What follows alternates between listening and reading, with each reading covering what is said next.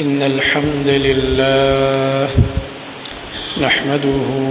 ونستعينه ونستغفره ونعوذ بالله من شرور أنفسنا ومن سيئات أعمالنا من يهده الله فلا مضل له ومن يضلل فلا هادي له وأشهد أن لا إله إلا الله وحده لا شريك له وأشهد أن محمدا عبده ورسوله أما بعد فأعوذ بالله السميع العليم من الشيطان الرجيم من همزه ونفخه ونفثه ومن يتول الله ورسوله والذين آمنوا فإن حزب الله هم الغالبون. په دنیا کې چې چاته د الله او د هغه رسول صلی الله علیه وسلم دوستانه او ملګرتیا میلاوه شو نو دا پوره ملګرتیا ده. که ټوله دنیا ستانه خفی، ټوله دنیا ستانه ناراضی، نو د خلکو د ناراضګۍ او د خفګان پروا به نه ساتي چې ته کله په حق وي او د الله رب العالمین په دین دی صحیح عمل کولو او ستا او د الله سبحانه وتعالی په مابین کې معامله برابر وه. ځکه د مؤمنانو طریقه دا ده همیشه د پاره چې دوی کله د خپل الله سبحانه وتعالی د احکام رعایت او پابندي شروع کی او د خپل رسول صلی الله علیه وسلم رشتونه اطاعت شروع کی، جعلی محبت نه، جعلی عاشق رسول نه، بلکې رشتونه محبت دا شروع کی، نو دا حق چې دی د قرآن او حدیث اطاعت د ډیرو خلکو د خواهشاتو خلاف دی. نو ډیر خلک هغه به ستانه خفه کیږي، خلاف بم کوي، خداغي پروا به نه ساتي او نه به د چا د ملامتیا نه یریږي. ولا یخافون لومة لائم. قرآن کې الله رب العالمین فرمایي دا د مؤمنانو طریقه ده چې دوی د ملامتګر د ملامتیا نه نه یریږي، پروا نه ساتي چې خلک ملامت کی په حق ویلو باندې. نو دته په دې زړه کې یقین وي، دلته اطمینانی په دې زړه کې چې دا زما کما خبره ده یا دا زه کوم عمل کوم د الله په نسبانه زه په دې کې رښتونه ما والحمدلله علی ذلک په حق یم. او دا معامله او دا طریقه د صحابه کرام رضی الله تعالی عنهم و په سخت حالاتو د مکه کې د نبی صلی الله علیه وسلم سره کلکه ملګرتیا وکړه چې دا غي حالات د رمضان نمخ کې خطبو کې مونږ ذکر کول. اولین مرګري د نبی صلی الله علیه وسلم چې هغه ته ویل کېږي السابقون الاولون، هغه نارینا او هغه زنانه مونږ ذکر کولې چې پر رسول الله صلی الله علیه وسلم باندې په سخت حالاتو کې ایمان راوړیو. دومره د تکلیف حالاتو چې بار نه وسوک راغی د نبی صلی الله علیه وسلم تپوس به نشو کوله چې زه د فلانی سره ملاویږم. لکه ابو ذر غفاری رضی الله عنه چې خپل قصه کوي د خپل اسلام راوړلو چې ما اول خپل رور اونیس ولېګلو چې تلاړ شه او د دې سړی په باره کې لږ معلومات وکړه چې په مکه کې خلک یو سړی پیدا شوی دی و چې زه پیغمبر یم او محمد نوم دی صلی الله علیه وسلم. د دې باره کې لږ معلومات ما ته راوړه ځکه د ابو ذر غفاری رضی الله عنه د پخوانه د جاهلیت د دور نه شرک به نه کو د قصه مې راته مخکې کړې ده چې حق پسې ګرځېده او د دې مشرکانو ماحول نه به نفرت کولو چې دا خبره وارده سره کې خوشاله شو چې زه خاصم حق پسې ګرځم کدا د الله اخیری پیغمبري دا خو به مزید ملګرتیا به او کم ایمان به پرو طلب یو بزړه کې دا قانون دی چې کله پتا کې طلبي نو کدا حق پډیر لري ځکه می الله به تاسو نصیب کوي. دا د بل زیاده ده بنو غفار د قبیله ده ځکه ته غفاری وای دا هغه زین رور را ولېګل روري نبی علیہ السلام ولیدو صرف هغه حالات نوٹ کړو ورغه دا سری رښتونه انسان او خسته انسان او ډېر خسته نصيحتونه کول او خلکو ته ویل چې دروغ مو وایي د الله عبادت کوي او شرک مکوي او صله رحمی پالي او پاک دامنی اختیار کوي د زنا او بے حیا او ځان ساتي او دا حکم چې د نبی صلی الله علیه وسلم پاک نصیحتونه دی وې د ضرور په خبرو زما تسلی و نه شو تر دې پورې په خپل روان شو چې په خپل وینه مدا انسان چې زما کې تراغم نو ما په مسجد حرام کې د کعبه په خوا کې ومه خو ما تپوس نشو کولای ځکه ما ته پته و چې دا غسره ملاویدل ډیر ګرانم دی او خلک خلاف دي ډیر سخت دښمنی کوي وسره او چې څوک ایمان راوړي دی په تشدد کوي نو ما ویل چې اسنه چې دا غسره د ملاویدونه مخکې دوی سره رکاوټ ماته پیدا کی چې اول هغه ته ځان ورسو نو علي رضی الله عنه زولي دلم چې لکه تخصم علم ما تخکاری او د مکی په دې خلکو کې په خوانه دا د میلمستوب او د میلمه د اکرام یو صفت الله چولې عجیب صفت دی بک اسما دي ملګرو ته قصه کوله ما د رمضان کې په مسجد حرام کې په یو ګټ کې یو انسان ناس نو باغ ته افطاری او جماعت رسیدا او دا ټول تنظیم د مکی والا کې په لکونو خلک لکونو میلمانه چې په یو خار ورش او هغه کې خانان او نوابان هم ناس ته د دقه مکی والا او کجوره باندې رو جماعت عجیب خبره دغه دسترخوان ته ناس او دا دسترخوانونه به غوړی زی پس او دا بډایګانی زنانه به را رواني زمونږ بډایګانی زنانه چې دغه عمر ته ورسیږي نو هغه په کټ کې پرته یو د مازیګر ټیم چې شینو د خزو ته اکثر کنځلې کوي را دی باندې وای چې شابه زر کوی دا رو جماعت تیار کړه مال دې کټ لراوړل د خوځېدو خوځنه ما او دا غي غزړې زنانه به ما کتلې نو د مازیګر موز نه بعد به دا ټرالی شانتا وړ چې به راډه کړې و تر ماسونه به کیخي او گاوې به کې برابر کړې و کجوري به کېوي ماستو به کیو ډبل لوټای به کې راچولې وي ادا مکټول لوړه جوړه ده سره کونی هم جوړ کړي غرونه وران کړي نو سره کونی به جوړ کړي نو یا به کوزيږي یا به خېجي چړایاني او ټرالی له غریب ډېر په تکلیف دي کور کوله مونږ ته باندې اندازه لګیدا چې بدن د دې کمزورې دي خدا یو همت او دا یو جذبه چې الله میلمان راغلي دي ضيوف الرحمن چې د زما د کور رو جماعت زودي حرم ته ورسو په خوانه د صفت دی به خلق عربو کې وسم پکې را روان ځکه زویما چې دا بازي پښتانه او دا زمنګ دا بیکاره لوخي چې دا عربو په ځکه کنځلې کوي دا عرب دا سیدی او دا استاد مولانم دا غیګره خړېلې خده دا خبره بډېرو خلکو په ترخو بدلې استاد مولانا ستا مولا په منبر د پاسه ولاړی توحید نه پیژني د باباګانو د لوتلو قصې کوي خوبونه او حکایتونه بیانوي توحید نه پیژني د شرک دوزي ولستا مولا د منبر د پاسه د شرک دوزي او داغه بغیره خړېله او د پرایمري سکول ماشومي او توحید ورته دي شرک نه کوي ټول سعودي کې وګرځا د اول سر نه اخره پوری دربار به پیدا نه کی دلته قبرون ته خلک په سلوري پراته دي تجارت ته تجارت د قبرونو تجارت د باباګانو په نوم تجارت او کاروبار زبردست بزنس دی چرسیان بتا ته الته ملاویږي بیلمازان به الته ملاویږي بنګیان به الته ملاویږي لوفر به الته ملاویږي بدکار به الته ملاویږي وزد اولیاء او عاشق ما واه اولیاء او عاشقان راټول شي قبرونو ته چرسونه دی او بنګونه دی او ما الله پیژنه او رسول پیژنه او توحید پیژنه ها دا زموږ حال له نو علي رضی الله تعالی عنہ مالی وسعت خو دمر نو فراخي غریبو خود میل مستی صفات په عربو کې ابو ذر غفاری وي ماته وي چې ته ماته سمېل مخکاری ما چې میل مې راځه ما کړل شو راځه کوړته وي بوتله میل مستی را بل ورځ بیا ویلې د مې ما میل ما نه مالول نه ما نو بیا بوتله منو بل ورځ ران ته پوسو په خو زتا را ولم کوړته اوس ته څه پس راغلې دي مکه ته خبر خو وکړه څه پس راغلې وای ما ورته چیرې خبره درته کوم خو دې زړه کې یریږم چې واسترات لانجه جوړه نه کی ما چې نه خیر ته زما میلمه یو زموږ عرب د میلمه بیزتی نه کوي چې په کور کې ناس تاسو خبره ده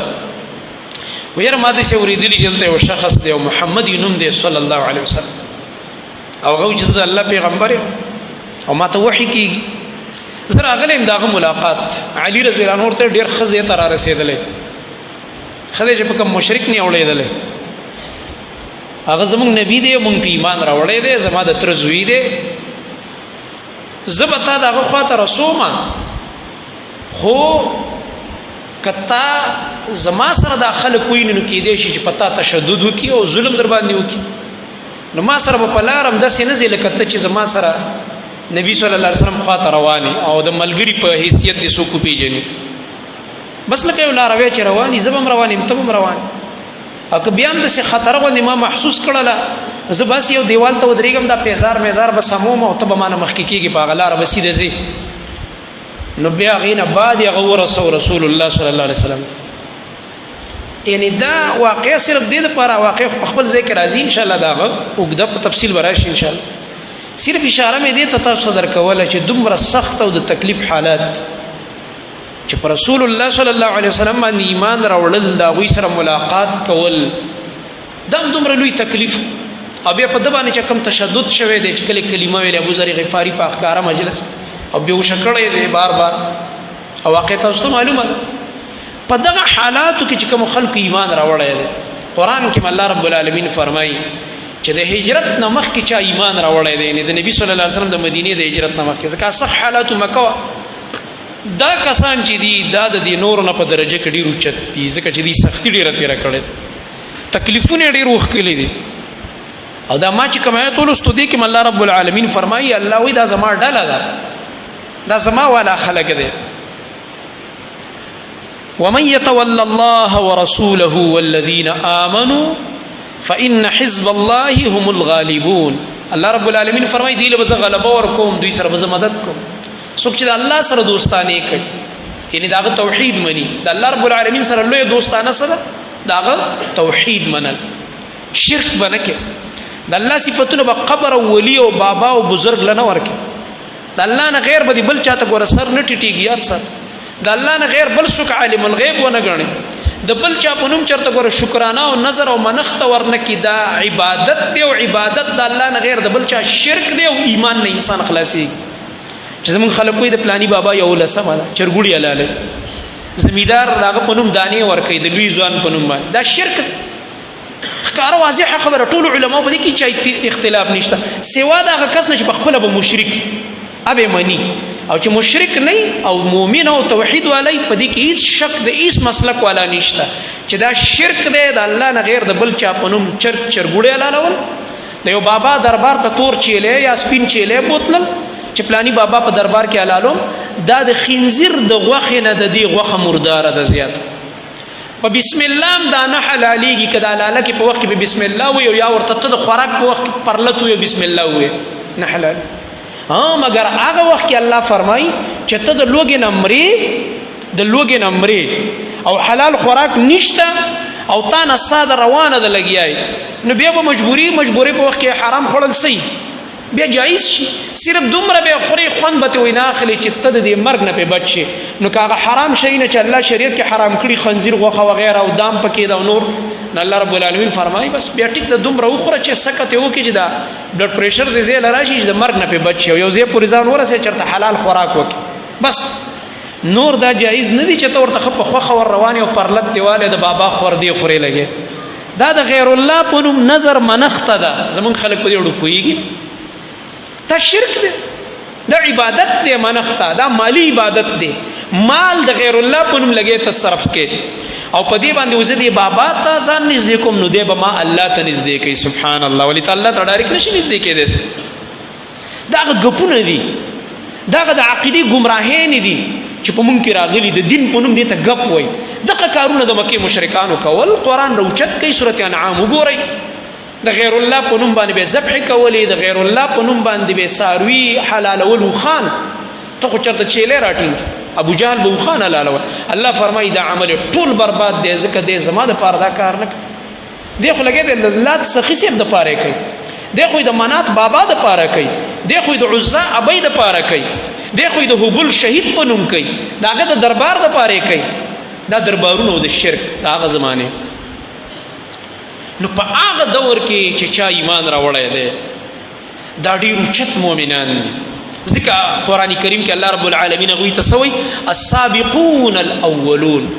هغه سبقت کوونکي اسلام ته وړاندې کېدونکي او اولنۍ قافله د ایمان چې د محمد رسول الله صلی الله علیه وسلم سره ملګري شوی نو په هغې کې یوه د رسول الله صلی الله علیه وسلم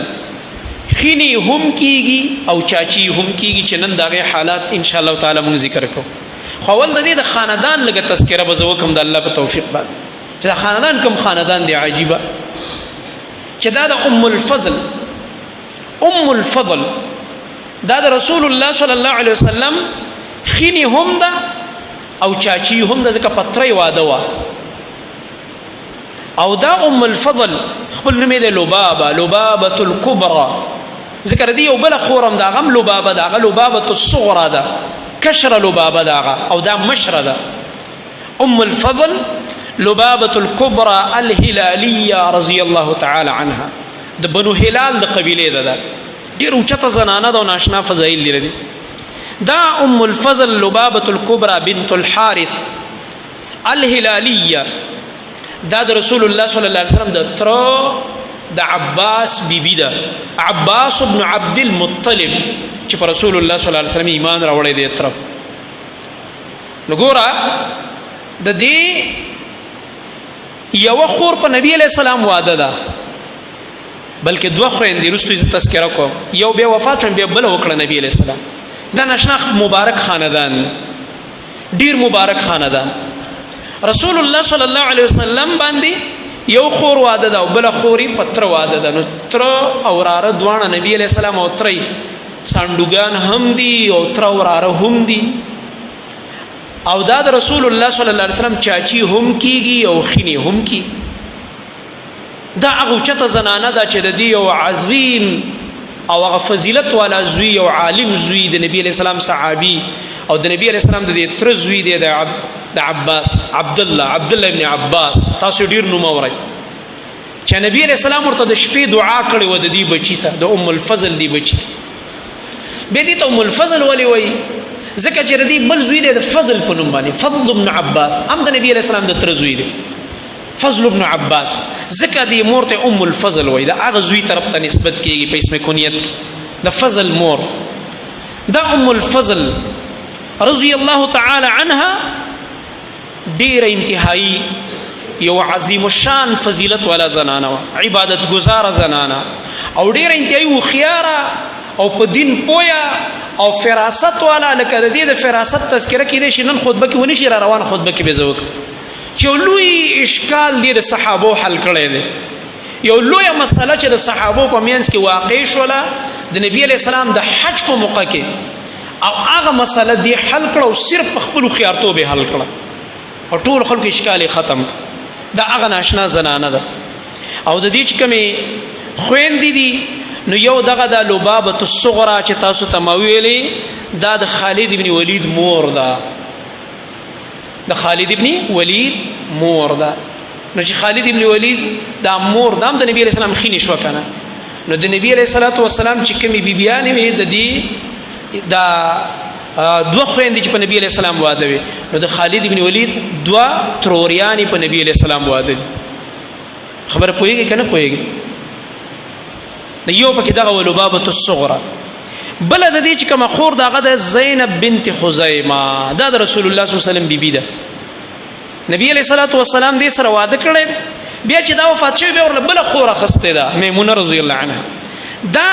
زینب بنت خزیمه رضی الله عنها، د زینب په نوم ګوره د نبی علیہ السلام دوه بیبیانې دي، یاد وساته. یو هغه زینب و چې هغه زید رضی الله عنه طلاق کړه، قسم اوریدلې کنه، هغه زینب بنت جحش هغه بل ده. او چې بیا نبی علیہ السلام په نکاح واخست، الله ورته حکم کو دی د پاره چې هغه د عربو رسم ختم شي چې پر دې الکته به زوی په خپل باندې ویلو نو خپل زوی په شان به ګڼلو، او داغه خزه به انګور ګڼلو، کبه طلاق شو او یا به کونډه شو به سره نکاح ناروا ګڼل. نو هغه رسم د ختمولو د پاره سورته احزاب کې چې کومه مسله راځي هغه بل زینب رضی الله عنها دا چې هغه الله تعالی د وو اسمانون نبره په خپل نکاح تړلې. نبی علیہ السلام ته حکم کو وایخ ما په نکاح درکو. قرآن کې لوي زوجناکها، دا زینب در لما په نکاح درکړه. بل ده دا بل ده دا جدا زینب ده، زینب بنت خزیمه رضی الله تعالی عنها. دا ام المؤمنین هم ده، او د دې واجب لقب دې ته ام المساکین هم وای، د مسکینانو د غریبانو د بیوسو خلکو مور. الله اکبر. دا صفت پکې د جاهلیت د دور نو لکه مطلب د اسلام نه مخکې هم یا د نبی علیه السلام په هغه عقد د زواج کې د راتلو نه مخکې چې نبی علیه السلام بیبي لا نه ده ګرځېدلې، مخکې نه به دې کې دا صفت و چې صدقې به ډېرې کولې، لاس یې ډېر کولاو. دا ناشنا صفت په دې کې الله رب العالمین اچولی. نو د دې لقب دی ام المساکین، د مسکینانو او د بېوسو مور. دا یې بیل لقب ګټلی دی. او ام المؤمنین خو ده چې ځکه د نبي علیه السلام بیبي ده، د مؤمنانو مور خو ده. اخو جدا اعزاز دی چې قرآن ورکړی دی. وازواجه امهاتهم، قرآن اعلان کوي د نبی علیه السلام ټولې بیبیانې د مؤمنانو څه دي؟ میندې دي. دا د دوی میندې دي. احترام فرض دی، لازم دی. څومره بدبخت دي او د الله څومره عظیم دشمنان دي هغه خلک چې په صحابه کرامو رضی الله عنهم پسې کنځل کوي، بیا خاص کر د نبی علیه السلام په بیبیانو پسې بکواس کوي او غاپي د سپو په شان. دوی له الله په جهنم کې لا کوم ځای تیار کړی. دا د قرآن څومره عظیم دشمنان دي. او دا خلک دا ویلی شي چې دا قرآن منم، نه دا قرآن ته نه مني. دا ګپونه مه لګوه. که ډېر دې مواز خوږ شي او ته مونږ ته تلاوتونه وکړې، ستا په دې تلاوتونه مونږ نه دوکه کېږو. دا تلاوتونه خو د مدینې منافقانو هم ډېر کول، لہذا مونږ نه شي دوکه کول. ستا په زړه کې دننه بغض دی د صحابه کرامو رضی الله عنهم او د نبی علیه السلام د بیبیانو امهات المؤمنین رضی الله تعالی عنهن. الله اکبر. نو دا ام المساکین با دیتا ویلې کېده. د نبی علیه السلام نه مخکې د دوه خاوندانو سره د دې واده شوی. یو خاوند دی چې کوم هغه طفیل بن الحارث و، څه وخت پورې ورسره دې ژوند تېر په هغې طلاقه کړه. هغې نه بعد یې د هغه رور په نکاح واخسته. د طفیل بن حارث بل رور عبیدة بن الحارث، دا د رسول الله صلی الله علیه وسلم تر زویم کېږي، خاندان کې دی چې بدر کې بیا شهید شوی دی. نو دې صحابي بیا په نکاح واخسته. نو چې کله هجرت وکړو نو دیم هجرت وکړو د خپل خاوند سره. نو خاوند دې په بدر کې شهید شو، نو دا کونډه پاتې شو. رسول الله صلی الله علیه وسلم اکثرې بیبیانې کونډې اخیستې دي یا طلاق شوې، لکه زینب رضی الله عنها طلاق شو، سوا د یو بیبي نه چې هغه عایشه صدیقه رضی الله تعالی عنها ده، چې دا نه کونډه وه نه طلاق شوې وه، بس اول نه لکه پیغله وه نبي کریم صلی الله علیه وسلم په نکاح کړی. نور ټولې بیبیانې د نبی صلی الله علیه وسلم په مختلفو قومونو کې کړی وي. او د دې ډېر ناشنا حکمتونه علماو لیکلي. کافر او یهودیان د کنزلو په طور او د اسلام د بدنامۍ په طور سوی، نعوذ بالله. وی ګوره د دې پیغمبر دومره ډېر نکاحونه کړي دي، ورته زموږ الله اجازه ورکړې دي چې ستا څه کار دی. لکه دې کې زما ستا کار شته. مخکنو پیغمبرانو په سوونه نکاحونه کول، په سوونو. الله پیغمبر کې طاقت اچولی، پیغمبر کې الله رب العالمین ډیر طاقت اچولی. او بل دا چې نبی کریم صلی الله علیه وسلم نه خو هیچا خپل لور خور نه منې کوله. دا خو اعزاز دی چې د نبی په نکاح کې راشي. او د دې باوجود هم نبی علیه السلام یا کونډې کړي یا طلاق شوې. پوخ عمر والا زړې زړې بوډۍ زنانې کړي. وجه د دې څه ونه بیا چې داسې زنانې کولې. هغه ټیم د نبی علیه السلام مقصد دا و چې په دې مختلفو قبایلو کې دعوت خور شي. او د عربو یو عادت به چې کوم چاله به لور خور ورکړه، د هغه خبره به ډېره په غور اورېدله. نو د نبی کریم صلی الله علیه وسلم دپاره چې الله دا رخصت او اجازت ورکړو چې نبی تا ته اجازت دی چې تاسو هر څومره نکاحونه کوئ. سورت احزاب کې دا مسله ورته ذکر کړي، 4 قسمه بیبیانې ذکر کړي چې د 4 قسمو کې چې ته هر څومره ودونه کې، ستا باندې د نور مؤمنانو په شان پابندي نشته صرف 4 نکاحونه، نه زیات هم کولی شي. هغې کې الله هلته په خپله وایي ای نبي زه تاسو نه حرج لرې کوم، حرج تنګسیا رکاوټونه ختموم ستا د دعوت په لاره کې. دې په ذریعه باندې د نبي علیه السلام دعوت دې ټولو قبیلو ته ورسېد، چا سره چې د سخرګانۍ تعلق جوړ شي. او هغه مسائل دې زنانو یاد کړه د نبی کریم صلی الله علیه وسلم دی بیبیانو چې د هغې تپوس څوک د سړو نه نشي کولی، زنانه شرمیږي. نو دې د نبي علیه السلام بیبیانو هغه احکام یاد کړه چې هغې به وروستو چا ته بیان کړي دي؟ زنانو ته بیان کړي. خیر او حکمت پکې اصل کې دا نور هم ډېر حکمتونه علماو ذکر کړي. نو چې کله دا کونډه شو او دا خاوند شهید شو عبیدة بن الحارث رضی الله تعالی عنه په بدر کې، نو رسول الله صلی الله علیه وسلم دا بیا په نکاح باندې واخسته. 400 درهم په هغه وخت کې د دې هغه مهر مقرر 400 درهم. د دې په اړه کې بیا 2 قسمه روایت چې د نبی علیه السلام سره دې ژوند څومره تیر شي. بعضې خو وایي د دې نکاح چې شوې ده نو په سن 3 هجري کې د رمضان په میاشت کې شوې ده. سن 3 هجري او د رمضان میاشت. سن 3 هجري نه اوس دا سن 1443 هجري کال روان دی، اسلامي کال 1443. د 43 نه دا 3 لري که څو شو 1400. لکه د دې د واده 1440 کاله کېږي، د نن نه 1440 کاله مخکې قصه راته کوم د رسول الله صلی الله علیه وسلم. رمضان بل ورځ تېر شوی، د رمضان میاشت وه او سن 3 هجري وه، د نبي اسلام د هجرت درېیم کال، او رسول الله صلی الله علیه وسلم دا په نکاح واخست. نو بعضې وایي دا د نبي علیه السلام سره 2 میاشتې یا 3 میاشتې تېرې کړې بیا وفات شوله. لکه دا زر وفات شوی، نبی علیه السلام سره ډېر وخت نه دی تېر شوی، بیماره شو وفات شو. او زیات نه زیات علما وایي لکه امام ابن حجر او بعضې نور علما چې په تاریخ او په سیر کې چا لیکل کړي هغوی وایي چې 8 میاشتو پورې دا وه، د ربیع الاخر میاشت پورې. لکه د رمضان دا دې کال کې واده وشو، بل کال چې شروع شو محرم نه نو ربیع الاخر یا ربیع الثاني ورته ووایه، هغې کې بیا دا وفات شوی. نو تقریبا دغه 8 میاشتې دی وخت کې د دې عمرم ځکه چې دا د هجرت د نبی علیه السلام نه تقریبا 28 سال مخکې پیدا ده. نو د هجرت د نبی علیه السلام په وخت کې د دې 28 کاله عمر دی. نو 2 کاله چې تیر شو، 2م کال د هجرت شو، نو د دې تقریبا 3م کال شو، 13م کال یې شو چې خاوند یې شهید شو، د 13 کالو وه. نو چې دا د نبی علیه السلام نه بیا وفات شوی هم ده، نو څه د پاسه 13 کاله د دې عمر یا 31 سال څه کم یو 13 یا 13 کاله څه د پاسه دومره عمر یو چې دا وفات شوله. رسول الله صلی الله علیه وسلم په بیبیانو کې دا ډیره ناشنا او عظیم القدر بیبي وه او ډیر انتهایی سخاوت پکې و. او رسول الله صلی الله علیه وسلم وی دا په خپلو لاسو باندې دفن کړی د بقیع په مقبره د مدینه کې. رسول الله صلی الله علیه وسلم په خپل جنازه وکړله په دې بیبي باندې، او د بقیع په مقبره کې چې کوم دی دا دفن کړ.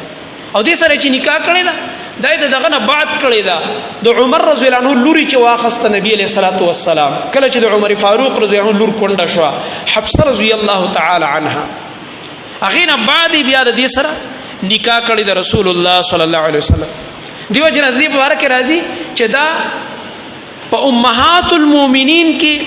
5م نمبر باندې دا خامسة امهات المؤمنین رضی الله تعالی عنها، په 5م نمبر باندې دا د نبی علیہ السلام په بیبیانو کې راځي په ترتیب سره. او دا هغه اول د نبی علیہ الصلوۃ والسلام بیبی دا چې د بقیع په مقبره کې دا دفن شوی دا. هغه وروسته خو بیا نور وروسته وفات شوي دي، ځکه د رسول الله صلی الله علیه وسلم په ژوند کې چې کوم دی په زندګۍ د نبی علیہ السلام کې 2 بیبیانې وفات شوي، نور ټولې بیا وروسته د نبی علیہ السلام نه وفات شوي. یو د نبی علیہ السلام مشره بیبي چې د هغې حالات درته مخکې ما ویلو، خدیجة الکبرى رضی الله تعالی عنها، هغه په مکه کې وفات شوله. او چې څنګه دی دا مروه طرف ته څوک چې تلي دي مروه طرف باندې داسې دي سوق غزه طرف ته وځي، د غزې په دې لاره باندې او داسې سیده ځي او دا مسجد الجن راشي، کوم ځای کې چې نبی علیہ السلام سورت جن نازل شوی او سار مونځ ته ولاړو، هلته اوس جومات جوړ دی مسجد الجن. دا غزې مونږ ویډیو هم کړې ده 13/2018 کې. هغې سره چې لږ شان مزلو کې ګس لاسته یو مقبره راځي، سلیمانی علاقه ورته یو څه ته حجون هم وایي، حجون. هلته خدیجة الکبرى رضی الله عنها دفن ده، د نبی علیہ السلام مشره بیبي هلته. هغه د نبی علیہ السلام په ژوند کې اول هغه بیبي وفات شوی، د هغې په ژوند کې یو واده هم نه و کړی نبی علیہ السلام، هغې نه بعد بیا دا نورې بیبیانې کړي. او یو دا وه چې دا د هجرت نه بعد د رسول الله صلی الله علیه وسلم په بیبیانو کې دا بیا وفات شوی، دا په مدینه کې بیا دفن ده د بقیع په مقبره کې. زه راته حالات د ام الفضل بیانوم. ام الفضل رضی الله عنها خدا د هغې د خویندو تذکره تاسو ته کوم چې دا خاندان څومره مبارک خاندان دی چې دا یو خوري په نبی علیه الصلاة والسلام باندې دا ده واده شوله. بله د دې یو بله خور بیا نبی کریم صلی الله علیه وسلم وکړله تقریبا 3 یا 4 کاله په منځ کې فاصله، 3-4 کاله بعد. هغه مشهوره او ډیر عظمت والا بیبي د نبی صلی الله علیه وسلم ام المؤمنین سیده میمونه رضی الله تعالی عنها. میمونه رضی الله تعالی عنها چې کومه ده میمونه بنت الحارث، هغه هم د دې خور ده د مور د طرف نه پلار یې به جدا دی ځکه مور یې ودونه کړي دي بیا مطلب دغه شوی د وروسته بل واده کړی دی نو مور یو ده دا د رسول الله صلی الله علیه وسلم بل بیبي د میمونه رضی الله عنها او دا هغه بیبي د میمونه رضی الله عنها چې تاسو په حدیث د صحیح بخاری کې کله ګورئ اکثر د نبی علیہ السلام د غسل طریقه د دینه ذکر کیږي نقل کیږي نور مختلف احکام دا ذکر کوي او دا هغه میمونه رضی الله عنها وا چې عباس رضی الله عبد الله ابن عباس ور دي کر ورتللو د نبی علیہ السلام کر بلاړو پلار به ولېګلو عباس به ورته ویل د نبی علیہ السلام تر خپل زوی ته عبد الله ابن عباس ترور کړ د لاړ شه خاله کر میمونه کر اچھا عبد الله ابن عباس قصه بیان بت عند خالتي ميمونه رضی الله عنها ما د خپل ترور خاله کر شپتی رکړه د نبی علیہ السلام کور سب پسې لګلو پلار ورته تلار شه د شپې د نبی علیہ السلام تهجد طریقه یاد کا او هو د صحابو دي دغه سره حیران شي او د نبی علیہ السلام د تر دي جذبې ته وګوره چې د ورځې خو مونږ ګورو معمولات او منځ او نور عبادت او چې د شپې د نبی علیہ السلام په دې کور کې د مون ست طریقه او ست ترتیب وي دا یاد او دې ته وګوره چې د بچی لکم تربیت ورکړي زمنګ بچی په داسې عمر کې عبد الله ابن عباس ور وړو کې نابالغ دی امام بخاری په باب قائمه د عبد الله ابن عباس په دې قصه باندې ځکه د تدام پته نه لګیدا چې دوه کس امامت کوي سړی نو د امام به کم طرف ته ودرېږي او د مقتدی به کم طرف ته ودرېږي نو دا د عبد الله ابن عباس صدا ترور د خاله په نبی علیہ السلام ځکه عباس د پلار دی د نبی اسلام تر او پلار ورته لاړ شه ستاره ترور کرا چې په نبی علیہ الصلوۃ والسلام باندې واده دا خاله کرا او د نبی اسلام د شپې عبادت نوٹ وګوره د نبی علیہ السلام د کور حالت ته بیا وګوره د دې میمونه رضی الله عنها کمره وګوره عبد الله ابن عباس قصه کوي معشوم دی وایي چې لاړم د ترور کرا او شپه می کولا رسول الله صلی الله علیه وسلم د ماسختن د موز نه بعد کور ته تشریف راوړلو او د خپلې بیبي سره لګي خبرې وکړې زما د ترور سره او په کور کې د میلمه لپاره بل بالغ نو والله اکبر دا د کائنات د سردار د رحمت للعالمین کور دی چې الله تعالی د ټولو بندگانو کې ډیر ګران او ډیر محبوب دی دا د دې دلیل چې چا سره مالونه دي دا په دې نه خوشاله کېږي چې الله ته ګران یم او دا ګینه د دې دلیل نه چې زه په حق یم نه دا امتحان دی امتحان کې پروت زم پروت متم پروت کچاله الله ډیر مال ورکړي او ډیر اولاد ورکړي دا د حقانیت دلیل نه دی ډیر د نبی علیہ السلام دشمنان او مشرکان او ډیر زامنی او ډیر مالدار او جهنم ته سیده لاړ دا سره دی دلیل نه دی چې ستادي بچی ډیری او ستادي مال ډیر انت الله ته ګرانی نه په دې دوکه کې چرته پرې نه وځي دا دوکې د مکه مشرکان په دې کې پرې وتی وي څنګه مونږ په نه حق شو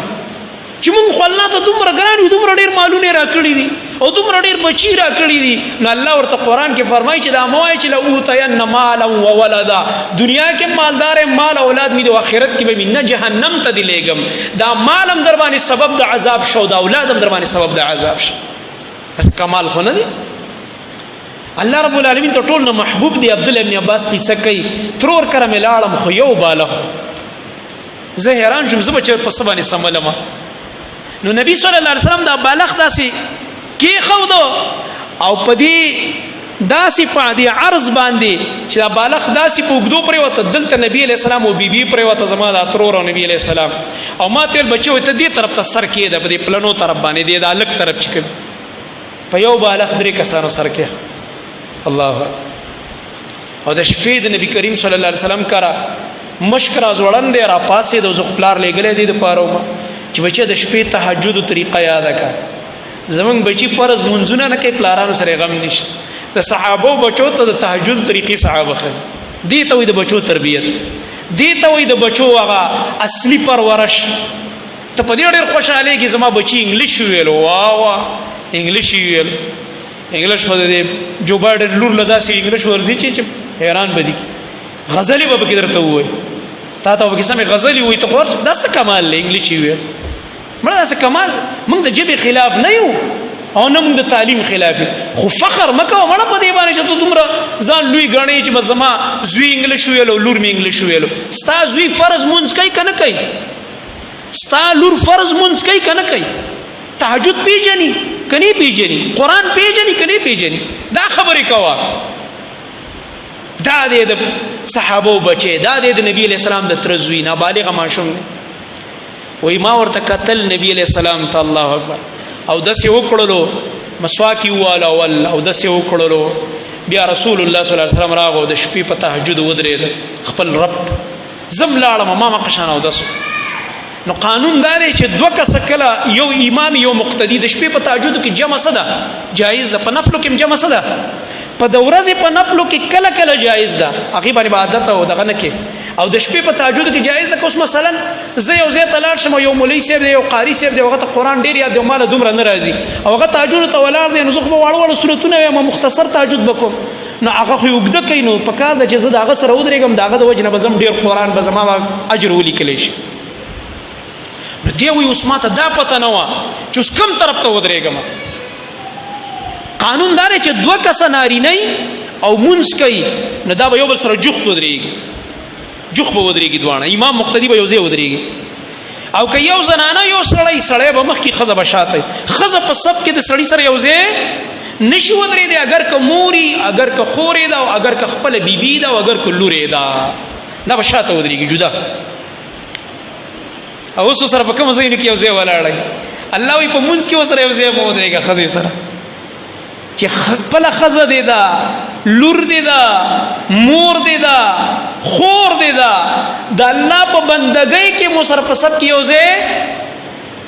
دلته به سره په جلسو کې ټیلې وی لګې دی داسې دیکې جوړي سبحان الله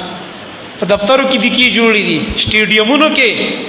واه تماشایان ناست دي او دیکې جوړي دي او هلکان او جنکۍ یو بل ټیلې ورکوي سبحان الله تا حال دی دا د مسلماني د کوم ځای کې ده اسلام چېرته لاړو دین کوم دی هسې تشې دعوې دي زما دا خبرې بعضې خلکو ښې نه لګېږي ترخې پې لګېږي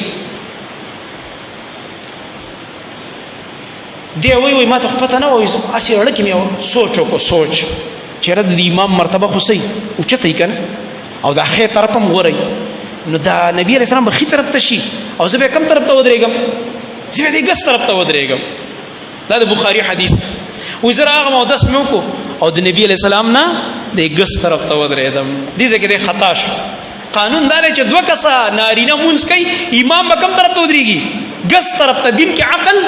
نه چلیږي بس امام به ګس طرف ته مقتدي به ښي طرف ته و دې وایي زه د ګس د نبی علیہ السلام ګس طرف ته ودرېدم او امام او نبی علیہ السلام زمانه څه شو ښي طرف ته راغو رسول الله صلی الله علیه وسلم په دې مانځه کې وایي مختلف احادیث دي زیرته جمع کوم تطبیق کوم زما دا سری راونیو او دا غوږې راونیو ویګراو په دې مانځه کې او بیا د دې ولي نه ونیولم او داسې شاته نه راتاو کړم او دې طرف ته ودرولم مطلب دا دی اول دې سر رانیول چې لکه را دې خواشه بیا دې غوږ نه رانیولې بیا دې ولي نه داسې راتاو کړی دی او دلته علما لیکي چې د مونځ د اصلاح دپاره حرکت په مونځ کې څه دی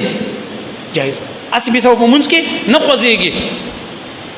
بعضې خلک غلط عادت دي په مونځ کې کله ګیرې له لاس وي کله پکو ته ګوري کله چت ته ګوري دا شی به نه کړي خو د مونځ د اصلاح دپاره حرکت په مونځ کې جایز دی لکه نبي اسلام څومره خوځېدلی سر نه یې م رانیولی غوږ نه یې م رانیولی بیا اوږې نه بیا راښکلی دی و داسې بیا راتاو کړم باقاعده نو دې طرف ته یې ودرولم په دې نبي علیه السلام مونځ هم وایي او مام سمۍ لګیا دی نو زه ورسره بیا دې خوا ودرېدم نو امام او مقتدي به یو ځای ودرېږي خپه به داسې ورسره جوخته کې بس ودرېږي نو ما ته هغه طریقه یاده کړه او رسول الله صلی الله علیه وسلم چې مې څنګه په عبادت د شپې ولیدل کور ته راغلم او هغه کیفیت مې په خپل کور کې بیان کړ مور پلار ته مې چې دغه شان نبی صلی الله علیه وسلم څه وکړه عبادت او دا خو چونکې د ترور کور نو مختلفو موقعو کې بیا تللی دی نو یا دا موقع ده او یا بله ده خو دې کې خدا راځي چې نبي علیه السلام په خپله لاړلو یو شن معلق ویني یو مشکو زوړندو دیوال ته هغې نه اودسو بله واقع کې راځي ده ورله د شپې خدمت کړی دی یو ځل دی تللی ترور کرا دی میمونه رضی الله عنها کرا او نبی علیہ السلام له دا د صوبه تیاری کړی او خدمت یې کړی دی کشران د مشرانو خدمت کوي نو په هغې کې ورته بیا رسول الله صلی الله علیه وسلم دعا کړې ده د خپل د تره زوی ته د عبدالله ابن عباس و یا الله د شپې د تهجد ټایم کې چې څوک درته دعا وکړي او بیا درته پیغمبر وکړي سبحان الله دا خو ته به ډېر خوش قسمت یې نو ډېر خوش نصیبه به چې نبي ته د تهجد په وخت کې الله رب العالمین تا ور یاد کې او تا ته دعا کې او تا ته الله توفیق درکړي چې ته پیغمبر خدمت وکړي نو دیو چې ما خدمت کو رسول الله صلی الله علیه وسلم دعا وکړه او څه دعا وکړه یا الله عبد الله ابن عباس له څور کې بنگلي ولا ورکی بینک بیلنس زیات کې ها جیدادونه ډېر کې نه یا الله زما د تر دې زوی ته دې ماشوم ته علم ورکه علم او په قرآن پوهه کا الله یا الله دې د الله په کتاب پوهه کا ستا په کتاب پوهه کا قرآن علم ورلا ورکه او دا هغه دعا و چې په عبد الله ابن عباس به لګېدل او په ماشوم توپ کې د علم شروع کړه مشرانو صحابه سره وکیناسته او بیا چې کله مشران صحابه وفات شو دا بیا راغی په هغه منصب د مشرانو الله تعالی فایز کو او بیا د دنیا د ګټ ګټ نه خلک د بار کال حج لتللو او مکه کې به مو مکه کې د وخت تیر کړی دی نو د پسې به خلک ګرځي دا نوم خو مشهور نو شابه نه مولیدل نوم یې اورېدل الکه دلته عبد الله ابن عباس چرته دی ابن عباس کم ځای کې دی مونږ د مسلې ته پوس هغه انسان ځکه نبی علیہ السلام ورته دعا کړې ده د پیغمبر دعا سره واخ دا مرتبه الله رب العالمین ورکړه الته علما نور فائدې لیکي دي حدیث دلاندې چې خدمت د مشرانو اکرام چا وکړو ادب پچا کی ادب دل الله اوچته مرتبه ورکړي علم به ورکړي بهترین او بیا ادب خلقنا الله رب العالمین اشت علم موافق نو دا عبد الله ابن عباس رضی الله عنهما په ډکوالي کې د لوب دور چو د خپل ومزول ته ویلي او د مرګري بازي قصه کوي مونږ ته ویل چې راځي مړه دا لوبي مو پرې دی د مشرانو صحابو سره بکینو او دین بدا دین یاد او بیا سبا دوی نه ګوره ماشومان د سوچ کو نه کوي ګره دا خيار ماشومي بیا سبا دوی نه وفات وي بیا به مونږ را لوي شي بیا مونږ خلکو ته دین بیانو دومره سوچ یو ماشومو کې دا وړي روخیار وای مونږ ورته چې زمړاله کدا د لوبو دور دی تاسو لګي نورې خبرې دي شروع مطلب دا عبادتونه به کول صحابه بچو خپل لوبي نيزه بازي کشتي او غیره دغه زماني دالو اسونس غلول او غیره و یا غدور بیا راغو دا ډیرو خيارو چې مشران صحابه دنیا نه لاړو بیا دا ابن عباسو چې دنیا خلق براتلو دنه به د مسائل ته پوس کو او دا په مینا کې ناستو حاجیان برا غونډو ټولي دنیا مسلمانان او د قرآن تفسیر کول الله اکبر او شاګرد وی و یوزلی دی عبد الله ابن عباس د سوره بقره تفسیر شروع کړو په مینا کې درسو دی حاجیانو ته او ما ویل چې الله اکبر په الله مې د قسمی کې يهوديانو دا درس اوریدل ټول به ایمان راوړل دا سي ناشنا انداز کې درس کول دا سي عجیب علم الله ورکړ ناشنا علم دا ردی خدمت د واجنه نو غرض می ده دا ام الفضل دا د دې عبد الله ابن عباس مور دا چې دا نن موږ حالات بیانول او د دې ام الفضل دا یو خور چې د دې عبد الله ابن عباس ترور کیږي میمونه رضی الله تعالی عنها دا په نبی کریم صلی الله علیه وسلم باندې بیا واده ده او کله وسره نکاح کړو نبی صلی الله علیه وسلم د میمونه رضی الله عنها کله چې رسول الله صلی الله علیه وسلم عمره القضاء کوله کما عمره ودا تفسیرت اوریدل دا خبرې لګي غټ غټ زین کې کینوي کله چې شپږم کالو د هجرت او نبی علیہ السلام صحابه ځان سره واخسته چې راځي زو عمره لا او هغه صد پاسه سور لسو مرګري وسرو او مکه لا د مشرکانو په قبضه کې او چې حدیبیه ته ورسېد مشرکان دا غلاره سکړه ورته بندې اجازه نشته وای ځکه بدمعشانو کنه نبی علیہ السلام ورته ګوره موږ خو حرم ته راغلیو د کعبه طواف به وکړو او بیا بلاړ شو صفا مروه سعی به صرف عمره کو او واپس کیګم رکاوټ مو جوړوي جنگ له خو نه راغلی لانجو له خو نه راغلی پریم دی د الله دی حرم ته مونږ خو نه هجرت کړې مدینه کې ناس په اوس مونږ باندې پابندیان لګوي دا څه کوي او دا هغه وخت چې د مشرکانو طاقتونه الله کمزوري کړیو نور حمله په مسلمانانو نشوي کوله ځکه چې په 5م کال نبی رسول الله د خلی مبارک نه خبر راوته و په جنگ خندق کې چې نن نه بعد دوی په مونږ حمله نه کوي بدینه بعد په مونږ حمله کوي زور نور ختم شي هغه د نبی رسول الله د زبان الفاظ د دوی زور ختم شوی ونه نو دومره ایله زور پاتې و اخره کې چې بس رکاوټ جوړ کوی زمون کلی ته مرাজি نبی رسول الله ته دا خدای الله وطن دی دا الله کعبه پکې دا مسجد حرام دی پریم دی عمره کو واپس مدینه ته ډېر خبرې وشو یو سردار براتلو بل هغه ټه قصه دا غنکو اخر پکې هغه صلح نامه ولیکل شو یو شرط پکې دا چې سکل به عمره نه کوي روان کال له برازي او صرف 100 ورځې 3 ورځې به مسلمانان راځي او 3 ورځې بعد به بیا وځي. نور شرطونه پکې هغه واقع ته تفصیل کې نظر. نو پاغه روان کال چې رسول الله صلی الله علیه وسلم کله راغو عمره کولای ته عمره القضاء وي ان د تیر کال هغه عمره چې پاتې و هغه کول اصل تیر کال خو پرې نه خو. نو په دغه کال چې رسول الله صلی الله علیه وسلم عمره نه فارغ شو د صرف مقام ورته وي صرف دا اوس مونږ چې تلو ندی کې مونږه ماسوتن کې مدینه نه چراتلو ما یو ویډیو کړی دلته دا میمون رضی الله عنها قبر می خودلې د مکې د مسجد حرام نه چې روان شي د مدینه په لار باندې خو چې چاته پوهه کس د سره نه نو د خلکو ته پته نه لګيږي پوهه کس د سره هغه ته وای ماته دا ځای وخای نه بیرته مین روډ باندې د پاسه دا قبر دی 4 دیواری ته تاو ده وړکه دیوال برابر او داسې گیټ په لګیدل کې جنگلی د ښکاری قبر یې پزمکه کې ښکته شوی دی بالکل دا د نبی رسول الله د بیبيانو قبرونه مونږه چې پته نه لګي چې څوک تیر شوی دی قبرونه ور پاک کړي رنگونه مور کړي او لیلی د قبر نه مور بنگلا جوړ کړو جنډې په نالي کړي قبر نبی علیہ السلام په خولونا رنگ کولونا او چتولونا پاغي لیکلونا نبی علیہ السلام منع کړی دا ټول ناروا کارونه. الغرض خبره ختموم رسول الله صلی الله علیه وسلم دغل تر دې سره بیا نکاح وکړه وم کالو د هجرت او بیا غین بعد د دې هغه تاریخ ډیر عجیب دی او دغه رنګ د بیا نبی علیہ السلام د بعضی نورو هغه چې کوم د ام الفضل رضی الله عنها هغه خويندې دغه حالات دا به ان شاء الله تعالی مون بیان کو به دې هغه د وفات واقعیا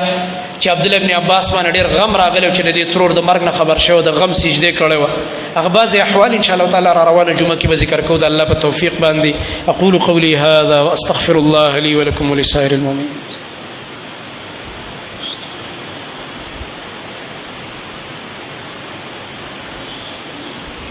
إن الحمد لله نحمده ونستعينه ونستغفره ونعوذ بالله من شرور أنفسنا ومن سيئات أعمالنا من يهده الله فلا مضل له ومن يضلل فلا هادي له وأشهد أن لا إله إلا الله وحده لا شريك له وأشهد أن محمدا عبده ورسوله صلى الله تعالى عليه وعلى آله وصحبه أجمعين. أما بعد فأعوذ بالله السميع العليم من الشيطان الرجيم من همزه ونفخه ونفثه. بسم الله الرحمن الرحيم. قل هو الله أحد الله الصمد لم يلد ولم يولد ولم يكن له كفوا أحد. وإذا ما ملګری دي خو هغه فران دي نو آیا زه دوی سره تعلق ساتم کنه. نبی علیہ السلام فرمایي ډیره خسته خبره کړې مختصر حدیث دی ډیر ناشنا خبره کړې. نبی علیہ الصلوۃ والسلام فرمایي چې د دوست اثر دا دی چې ته به دغه په دین او په لار روانېږي. نو دیو جن نبی علیہ السلام فرمایي یو سړی چې چا سره دوستی کوي فلینظر من یخالل دې دی اول وګوري چې دا دوستانه دی د چا سره کوي اول به دغه دین ته ګوري که دین پکې نو بالکل سره دوستانه مکو دا د دوست په نوم ستا دشمن دی چې ست د هغه د لاسه ګناه کې واقع کېږي یا د سوچ ګناه طرف ته ځي منځونه دي خرابېږي دا دوست نه دی د عظیم دشمن دی بلکې د سی وای چې د انسان په شکل کې شیطان دی شرم اخلي ایمان باندې د لګي تباکي اخلاق د تباکي نو د دوستۍ کې څه خیر دی. او تاسو دا اوس واقعیت لګو ګورئ د سوشل میډیا باندې دا اکثر واقعیت چې کېږي د مرګونو او د غدار چا د لاسه کېږي ها یاران او دوستان دا یارانی دوستانی دا بچا سر نه دیندار خلق متقین چې د الله نه یریدون کړي. قران کې الله رب العالمین فرمایلی دي الاخلاء يومئذ بعضهم لبعض عدو الا المتقين. دانن چې په دنیا کې دوستان دي د قیامت پر ورځ به د یو بل دشمنان شي دا دوستی په دشمنی بدل شي ځکه دی یو بل باندې ګناونه کړی یو د لاس بل په ګناه کې د بل د لاس بل په ګناه کې واقع وو نو دا به د قیامت پر یو بل لعنتونه وي په دې جهنم کې سر ټیټ یو ذلیله به ورته رواني نو دی به دشمنی شروع شي خپل مینس کې مگر متقیان مگر دیندار د دې به اقشان دوستانه څنګه چې په دنیا کې دوستانه د لوفر او بی دین سره دوستی مکه دا دوستی نه ده اسې دوکه کې پروته تباہ برباد کړلې د دې نزان ساته. دا بعضی خلک کوئی بیانونو باندې بیک گراوند کې اوازونه لګي دا موسیقي نه په لګي یا فضول اوازونه دا خانه دي د بعض خلکو سره د دین غم نه دعوت مونږ په شا بدګماني نه کوو، خو اکثر دا رویه د روانه د خلک صرف د خپل پیج مخکې کول او فالوورز او ویوز سیوا کول